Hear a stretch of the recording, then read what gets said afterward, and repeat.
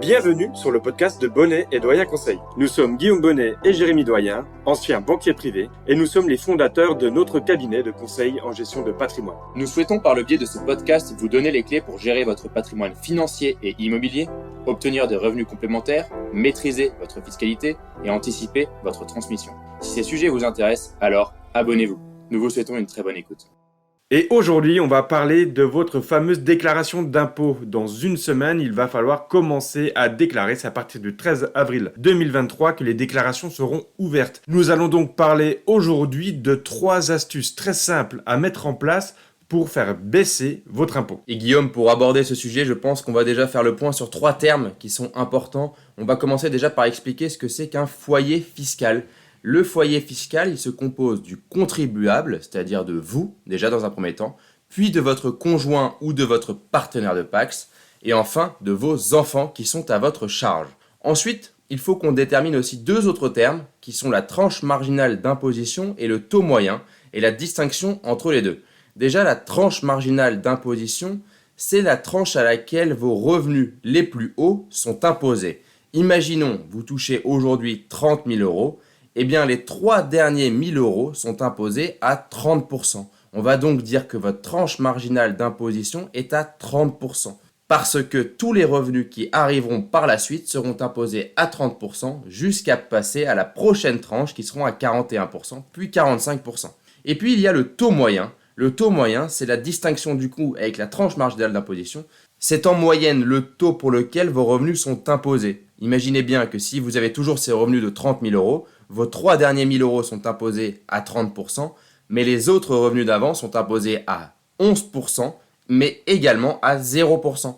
Donc votre taux moyen sera en moyenne de 7 à 8% pour des revenus à 30 000 euros. Donc Jérémy, pour que ça soit bien clair, si on a une TMI à 30%, cela ne veut absolument pas dire que l'on est imposé à 30% sur l'ensemble de nos revenus.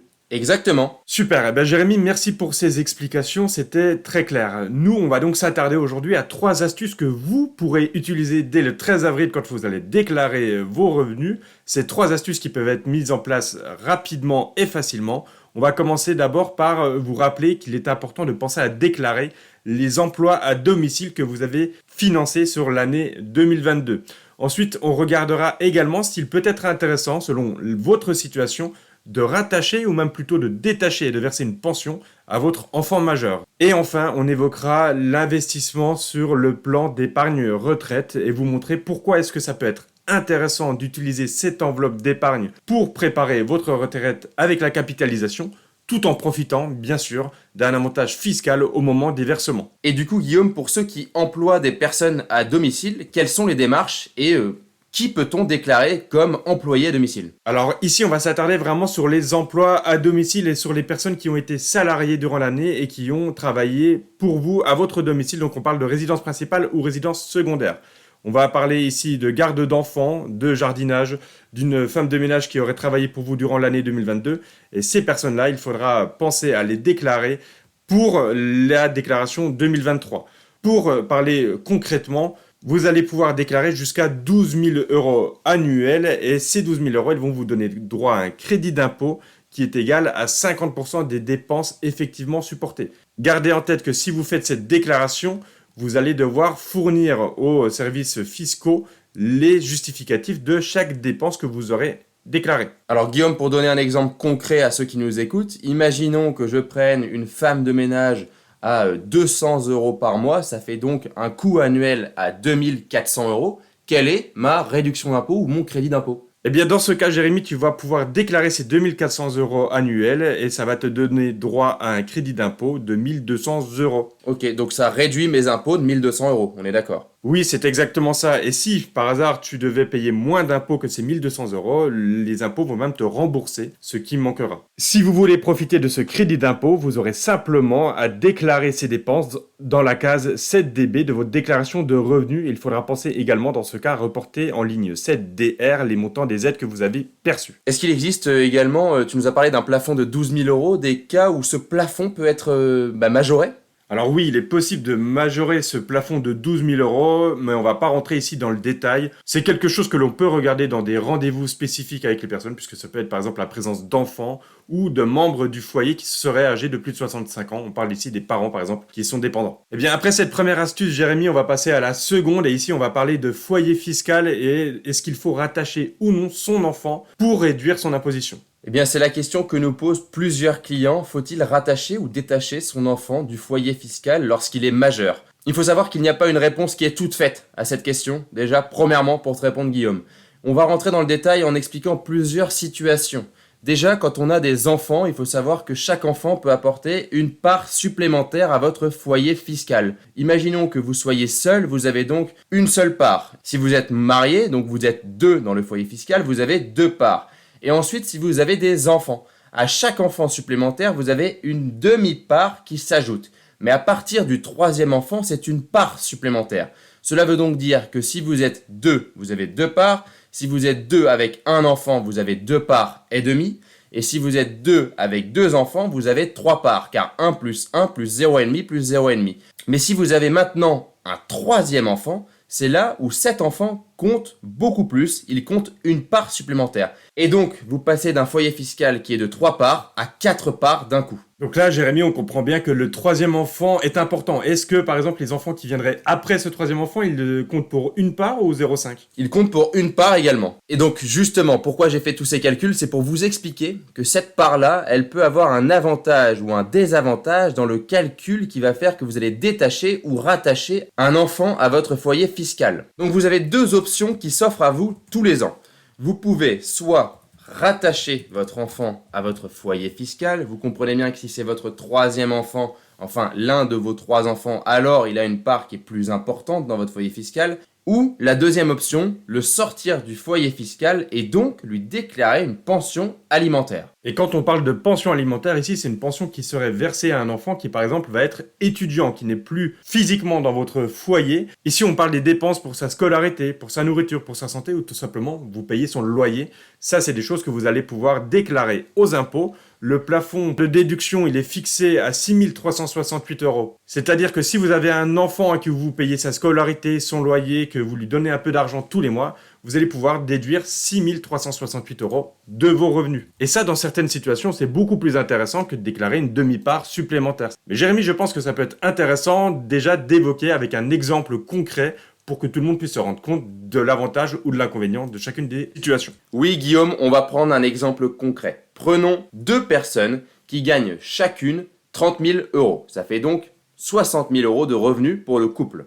Aujourd'hui, s'ils ont un enfant majeur et qu'ils le rattachent à leur foyer fiscal, alors leur nombre de parts ne sera pas de 2, mais de 2,5 parts. Et ils auront un impôt sur le revenu net à payer de 2 945 euros en 2022. Maintenant, prenons la deuxième solution qui s'offre à eux, ne pas déclarer leur enfant majeur dans leur foyer fiscal et le détacher du foyer fiscal et lui verser une pension alimentaire de 6 368 euros. C'est bien ça, Guillaume, le plafond. Exactement. Donc si on déclare cette pension alimentaire de 6 368 euros, elle va venir s'imputer de leur revenu de 60 000 euros au global.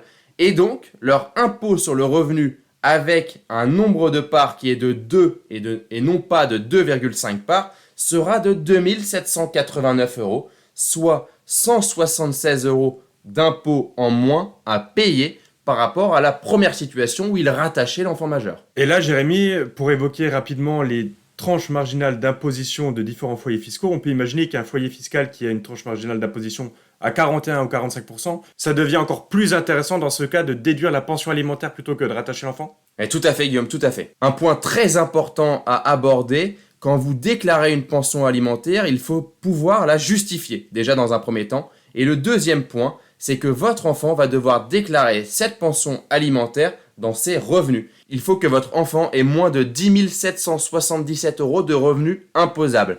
Donc si vous lui mettez déjà 6 368 euros de pension alimentaire, il faudra donc qu'il touche moins de 4 000 euros pour ne pas être imposable. Comme vous l'aurez compris avec cet exemple et comme on l'a répété déjà plusieurs fois, chaque situation est spécifique. Vous devez être accompagné par quelqu'un qui s'y connaît, donc n'hésitez vraiment pas à prendre rendez-vous pour regarder qu'est-ce qui est le plus intéressant dans votre situation. Et enfin, Guillaume, on va aborder la dernière solution, j'ai envie de dire la solution miracle de dernière minute qu'on peut même faire jusqu'au 31 décembre, le plan d'épargne retraite. Exactement, le plan d'épargne retraite, il a été mis en place par la loi Pacte et il permet une chose, c'est tout simplement d'épargner en vue de sa retraite tout en profitant d'une déduction fiscalement des versements que vous allez faire sur le plan. Donc Guillaume, le plan d'épargne retraite, il permet de capitaliser tout en réduisant ses impôts, c'est ça ? C'est ça, pour faire très simple, le plan d'épargne retraite, vous allez pouvoir épargner, investir sur du fonds en euros, sur de l'immobilier, sur des fonds actions à l'intérieur du plan, comme on pourrait le faire sur une assurance vie, mais vous allez pouvoir surtout déduire les versements que vous allez faire. Bien sûr, il existe des plafonds de déduction et il faut regarder ça toujours en fonction de votre tranche marginale d'imposition pour voir si c'est intéressant ou non d'utiliser cette solution pour réduire votre fiscalité. Est-ce qu'on peut récupérer son argent à tout moment quand on place de l'épargne sur un plan d'épargne retraite ? Alors ça, c'est une très bonne question et c'est très important de comprendre que le plan d'épargne retraite, comme son nom l'indique, c'est pour la retraite. Donc logiquement, votre épargne, quand vous placez votre argent sur le plan d'épargne retraite, elle est bloquée jusqu'à ce que vous fassiez valoir vos droits à la retraite. Il existe quelques exceptions qui permettent de sortir de manière anticipée et ça on pourra vous les présenter justement en rendez-vous. On parle de l'acquisition d'une résidence principale ou d'autres cas plus spécifiques. Et Guillaume, à la retraite, comment je peux récupérer mon argent ? Eh bien, une fois que vous arrivez à la retraite, vous allez avoir plusieurs options. Soit vous allez pouvoir sortir en rente votre capital petit à petit, mais ce n'est pas la solution à préconiser.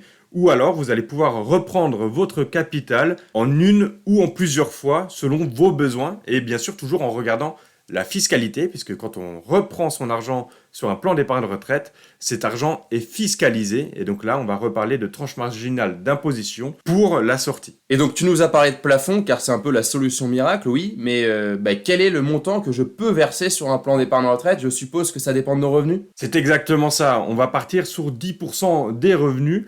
Et il y a un plafond de base qui est le plafond de la sécurité sociale. Et là, on prend 10% de ce plafond qui est aujourd'hui de 4 399 €. Donc ça veut dire concrètement, Guillaume, que quels que soient mes revenus, je peux verser 4 399 € sur un plan d'épargne retraite qui seront déductibles. Oui, c'est exactement ça. Ces 4 399 €, ils viendront s'enlever de vos revenus et c'est ça qui va permettre d'avoir une réduction de votre fiscalité. Et du coup, si je gagne 100 000 €, quel est mon plafond ? Eh bien, dans ce cas, on va prendre 10% de cette rémunération de 100 000 €. On a donc un plafond qui est de 10 000 € de versement pour pouvoir déduire de ses revenus. Eh bien Jérémy, je pense qu'on sera toujours plus parlant avec un exemple. Est-ce qu'on peut prendre un foyer fiscal et voir ce que ça donne quand ils font des versements sur le PER ? On va prendre un exemple assez simple. Monsieur et madame gagnent 35 000 € chacun. Ça fait donc des revenus de 70 000 € au global pour le couple. S'ils ne font rien, leur impôt sur le revenu sera de 6 087 € à payer sur une année globale. Maintenant, s'ils mettent en place le PER et qu'ils versent donc 4 300 € chacun, soit 8 600 € au total, ils vont avoir une baisse de leur impôt sur le revenu qui sera quand même importante car leur impôt sur le revenu va passer à 3 613 € net. Avant, c'était 6 089 pour rappel. Donc ça fait une baisse qui est supérieure à 2 400 €. Cette baisse conséquente s'explique par le fait qu'ils sont dans une TMI, la tranche marginale d'imposition, à 30%. Chaque situation est différente et a besoin d'être accompagné par un conseiller. Eh bien, je pense qu'on arrive à la conclusion de ce podcast. On vous rappelle les 3 astuces auxquelles vous allez devoir penser à partir de la semaine prochaine quand vous commencerez à faire vos déclarations fiscales. La première, c'est penser aux emplois à domicile. Si vous avez un jardinier, si vous avez une femme de ménage ou si tout simplement vous avez fait garder vos enfants à domicile, pensez à cette déclaration pour réduire votre impôt et bénéficier d'un crédit d'impôt. La deuxième chose à faire, c'est de prendre conseil auprès d'un conseiller en gestion de patrimoine pour savoir s'il faut détacher ou rattacher votre enfant du foyer fiscal.